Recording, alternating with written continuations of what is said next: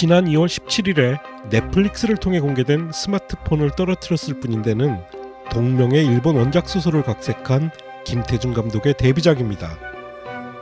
일본의 작가 시가 아키라가 집필한 원작 소설은 패스워드라는 타이틀로 2016년 제15회 이 미스터리가 대단하다 대상에서 히든카드상을 수상해 2017년 현재의 제목으로 출간된 미스테리 추리소설입니다.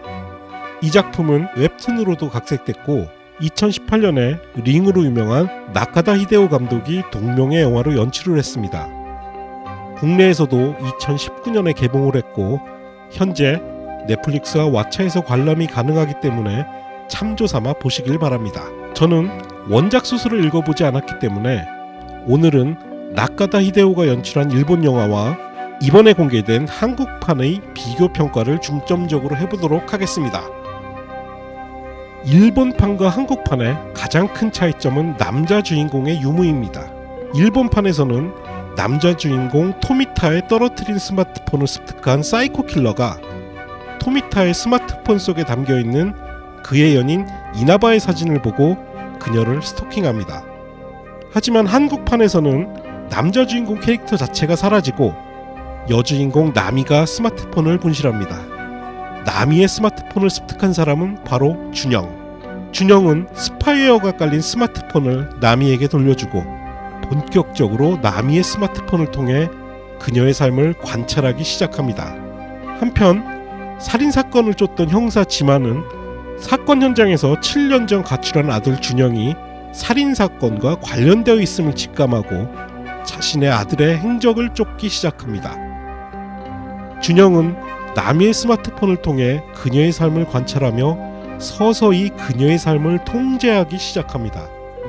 SNS 메시지를 통해 그녀의 직장 생활을 파괴하고 나미의 가장 절친한 친구와의 관계도 파국으로 몰아가는 것도 모자라 나미의 주변에서 그녀를 보호하는 나미의 아버지를 납치하기에 이릅니다.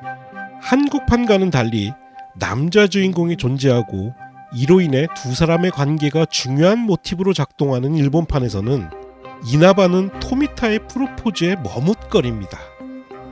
그 이유는 이나바의 삶에는 토미타가 모르는 비밀이 숨겨져 있기 때문입니다. 사이코 킬러 범인은 두 사람의 비밀을 공개하며 이 둘 사이의 관계에 서서히 균열을 일으킵니다. 이나바의 설정은 버블 경제의 거품이 꺼진 후 일본의 불안한 경제 상황으로 인해 자신의 삶을 속여야 한다는 구조 때문에 우리가 잘 알고 있는 어떤 영화의 원작 소설을 연상시키기도 합니다. 하지만 한국판에서는 남자 주인공 캐릭터가 사라지면서 온전히 타이틀처럼 스마트폰에 담겨있는 현대인들의 일상과 이를 분실했을 때 발생할 수 있는 사회생활의 붕괴에 집중을 하고 있습니다. 한국판의 영어 제목이 언록드인데 반해 일본판의 제목이 스톨런 아이덴티티, 즉 도난당한 정체성이라는 점에서 영화의 지향성이 극명하게 나뉩니다. 사실 전화기에 담긴 은밀한 사생활로 인해 벌어지는 서스펜스 영화는 이 작품이 처음은 아닙니다. 김한민 감독의 2009년도작 핸드폰은 이러한 설정을 정면으로 다루고 있고 휴대폰에 관한 가장 뛰어난 서스펜스 영화인 완벽한 타인을 우리는 알고 있습니다. 더 이전으로 올라가면 2002년도에 사진 현상소에서 일하는 남자가 사진을 통해 남의 사생활을 훔쳐본다는 설정의 스토커라는 영화도 있었습니다. 결국 떨어뜨린 스마트폰을 통해 한 사람의 인생이 파멸되어 간다는 점에서 일본판과 한국판 모두 전개가 충분히 예측 가능하다는 소재의 한계와 이로 인해 서스펜스가 결핍하다는 단점이 있습니다. 이를 극복하기 위해 일본판은 메인 플롯 외에도 자신의 정체성을 숨기고 살아가야 하는 여주인공과 트라우마에 휩싸인 형사라는 서브 플롯을 첨가했지만 이 서브 플롯들이 메인 플롯과 하나의 줄기로 잘 융합되지 않는다는 느낌이 강합니다. 이게 원작의 문제인지 각색의 문제인지는 저도 잘 모르겠습니다. 하지만 두 작품 모두 한 방은 없지만 크게 문제되는 단점도 없는 육각형의 범작들입니다. 일본판을 연출한 나카다 히데오의 경우 일본을 대표하는 장르 영화 전문가라는 점에서 기본 이상을 하고 있지만, 한국판의 경우에는 김태준 감독의 장편 데뷔작이라는 측면에서 좋은 평가가 가능할 것 같습니다. 물론 이 작품이 극장에서 개봉을 했더라면 14,000원이라는 높은 관람료 때문에 볼거리 중심의 본전 찾기를 생각할 수밖에 없는 요즘 극장 관람 상황상 다소 지금의 평가보다 낮아질 수도 있을 것 같습니다.